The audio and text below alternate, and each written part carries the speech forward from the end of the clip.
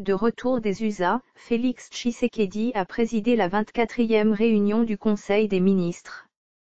4 points sont examinés au cours de la 24e réunion du Conseil des ministres ordinaire de ce vendredi 6 mars 2020, à la Cité de l'Union africaine, sous la haute direction du président de la République, chef de l'État, Félix-Antoine Tshisekedi Tshilombo.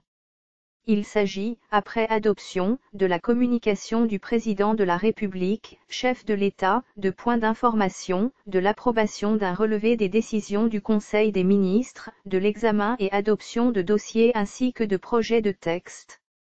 Dans sa communication aux membres du gouvernement conduit par le Premier ministre, chef du gouvernement, Sylvestre Ilunga Ilukamba, il a été retenu que le président de la République s'attarde sur son récent séjour à Washington, aux États-Unis d'Amérique, dans le cadre de la conférence de American Israel Public Affairs Committee, où il a réitéré son engagement à maintenir de bonnes relations avec le Fonds monétaire international, FMI, au cours d'une réunion de travail avec la directrice de cette institution financière internationale, Kristalina Georgieva. S'agissant de l'approbation d'un relevé des décisions du Conseil des ministres, il est inscrit que soient examinées les décisions prises lors de la 23e réunion du Conseil des ministres du vendredi 28 février 2020.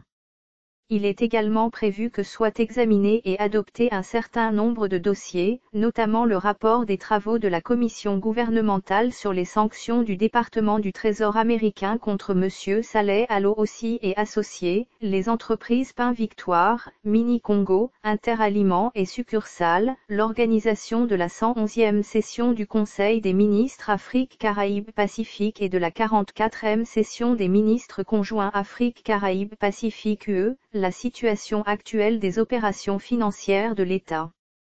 La décision de la conférence de l'UEA sur l'opérationnalisation de la zone de libre-échange continentale africaine, le CAF, et nécessite des stratégies nationales de mise en œuvre en RDC. Entre autres sujets, il est aussi retenu l'examen et adoption de textes en rapport notamment avec le projet de loi autorisant la ratification par la République démocratique du Congo à la Charte africaine des droits de l'homme et des peuples, relatif aux droits des personnes handicapées en Afrique. Source Média Congo Presse /mediacongo.net